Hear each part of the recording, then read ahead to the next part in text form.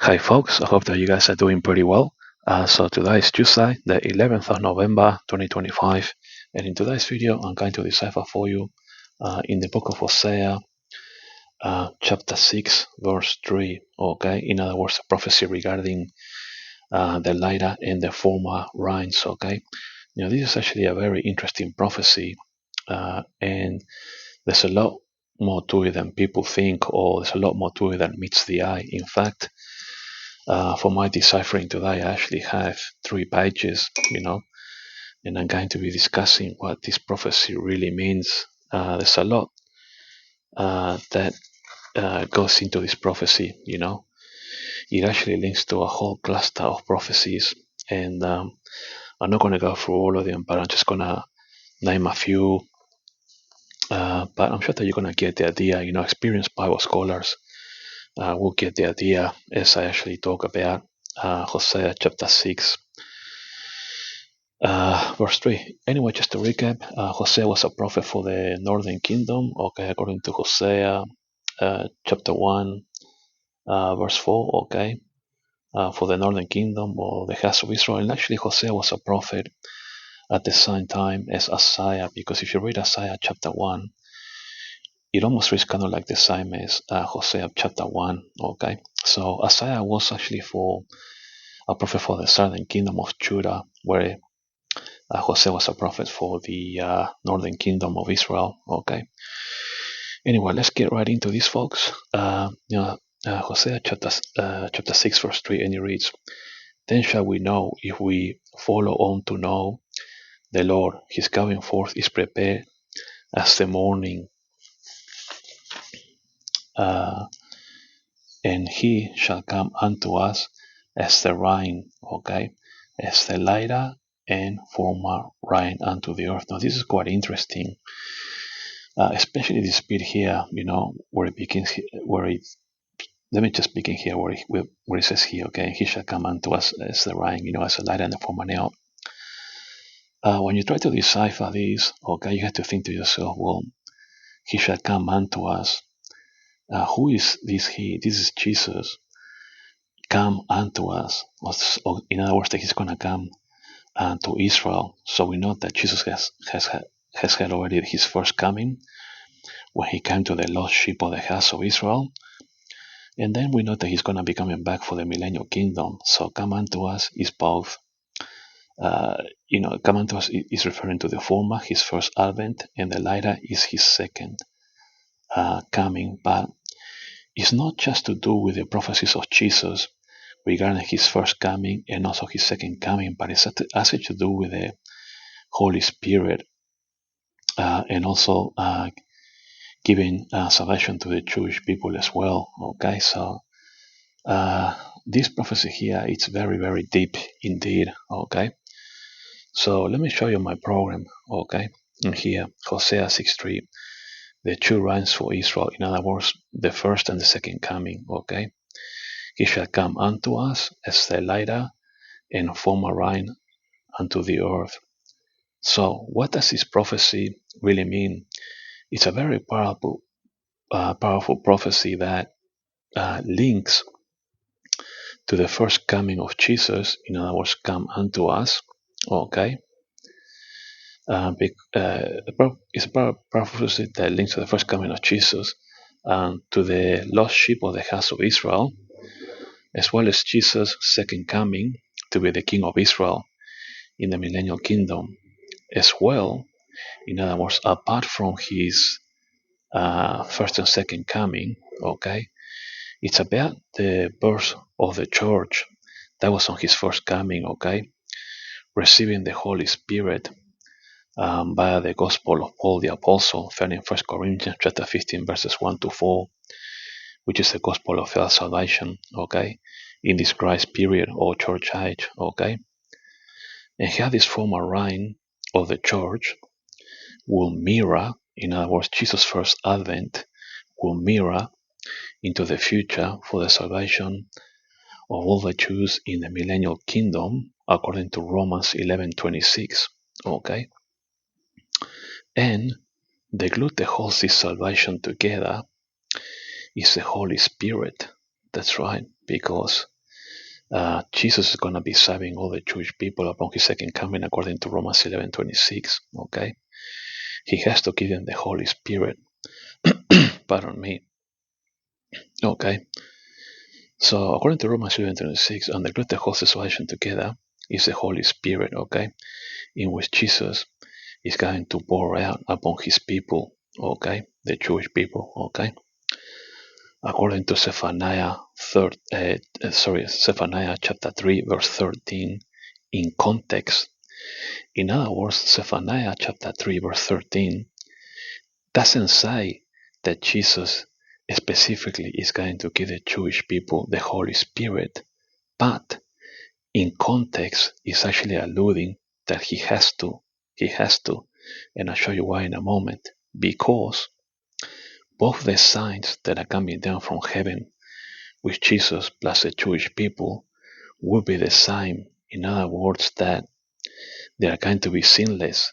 So the signs plus the Jewish people in the millennial kingdom will be holy unto the Lord. Now, let me show you this prophecy in Zephaniah 3:13. Okay, here this is actually very key. Okay, so head over to Zephaniah chapter 3. Okay, verse 13. Look what it says here.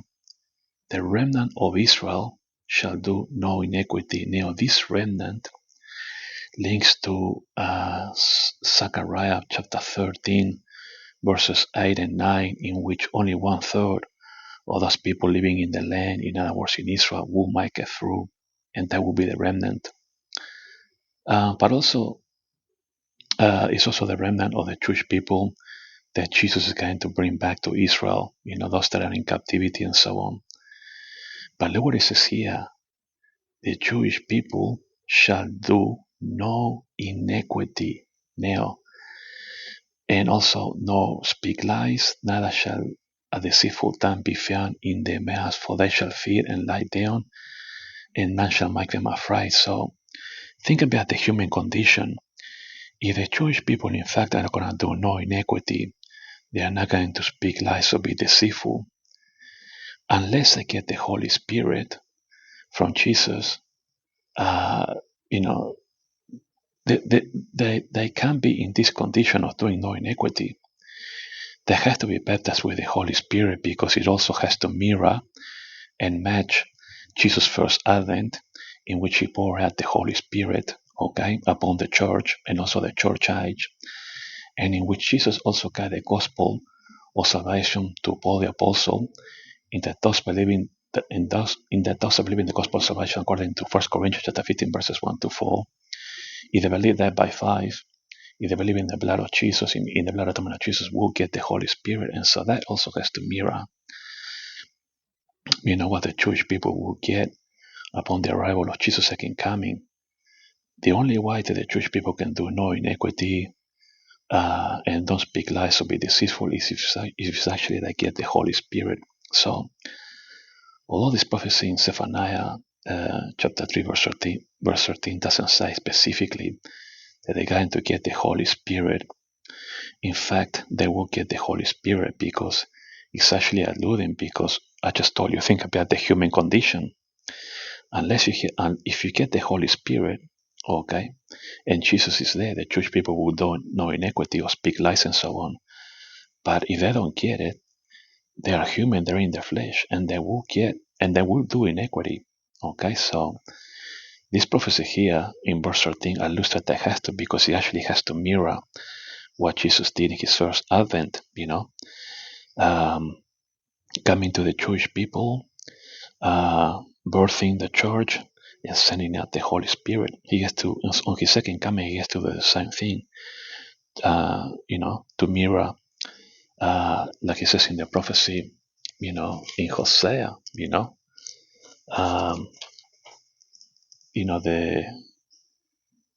he's gonna come to us as the rain, as the latter and the former. So, if in the former rain Jesus, came to the lost sheep of the house of Israel, he gave birth to the church, gave the Holy Spirit to the believers, he has to do it later as well, so that both can actually mirror each other, you see?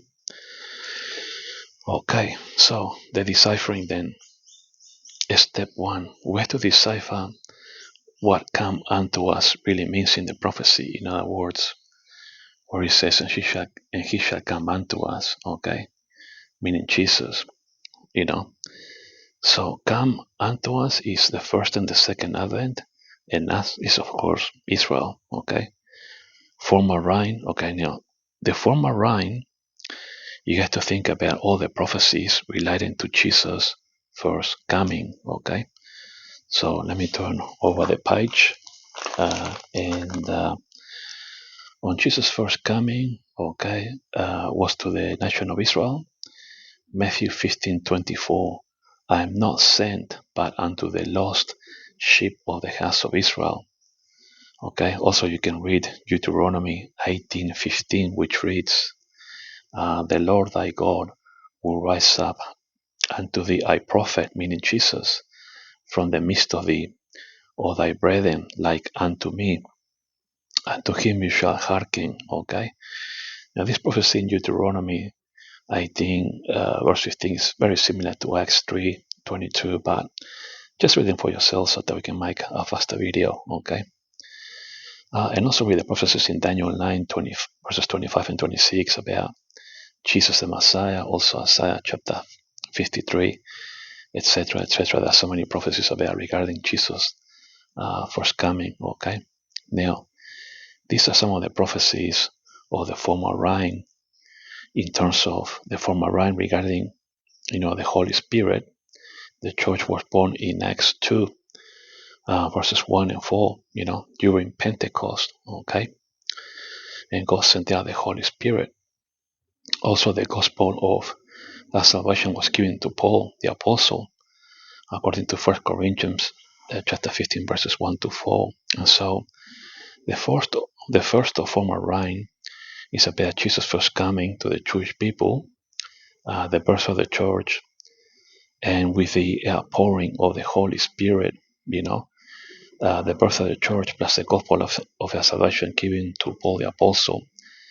The latter Rhine for the Jewish people has to mirror the former Rhine. How is this going to happen? First, one must take into account all the prophecies in the Bible relating to Jesus' second coming. Examples: Revelation 20 verse 6, and he shall reign with him 1,000 years. Jeremiah 31 verse 1, will I be the God of all the families of Israel, and there shall be my people, etc., etc. There are so many prophecies regarding Jesus' second coming.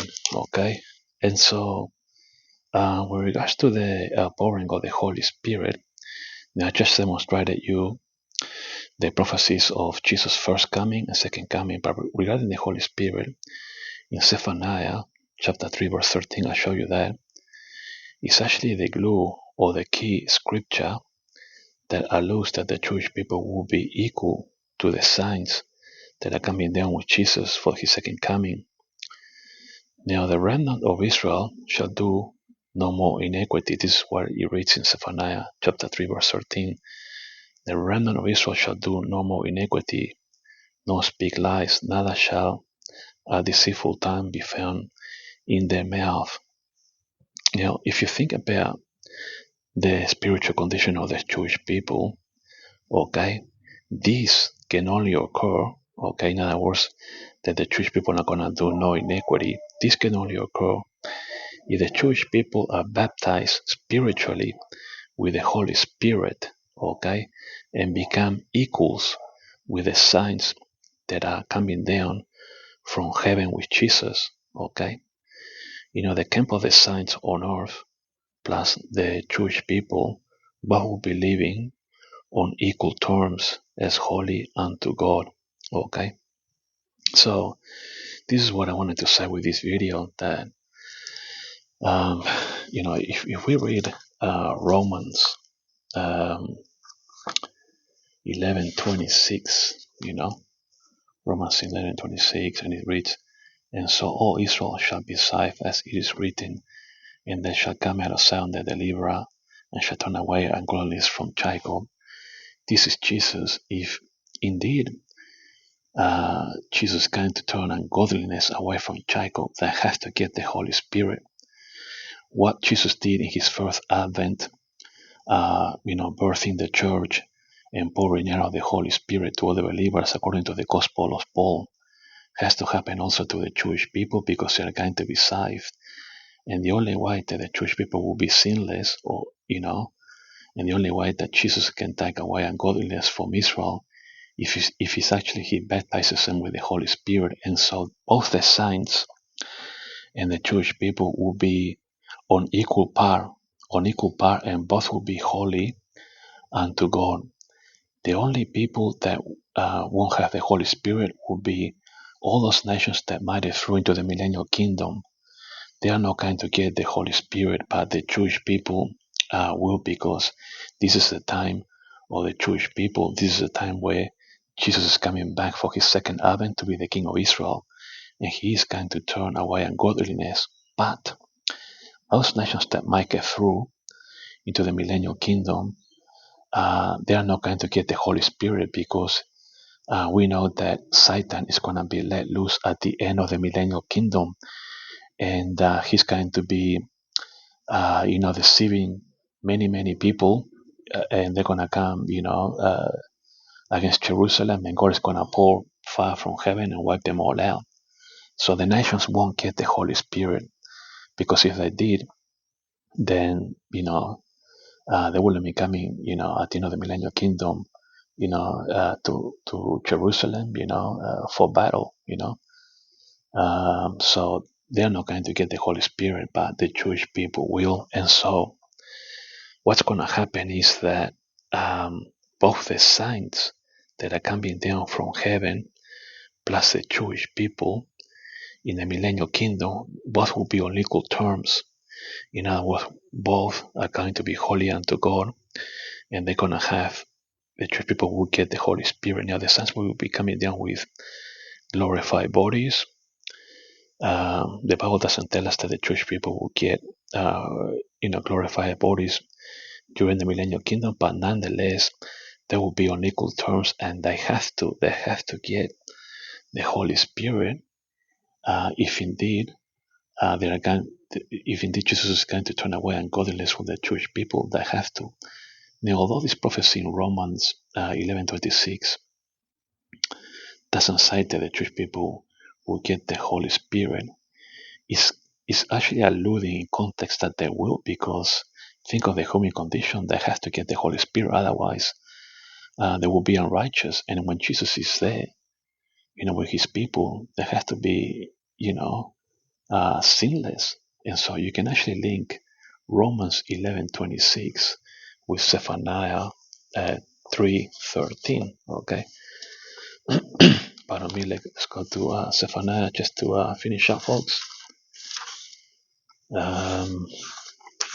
So this is actually a very important prophecy here in Hosea. Okay, in Hosea 6:3. Okay. Let me just take you quickly to Zephaniah to finish up.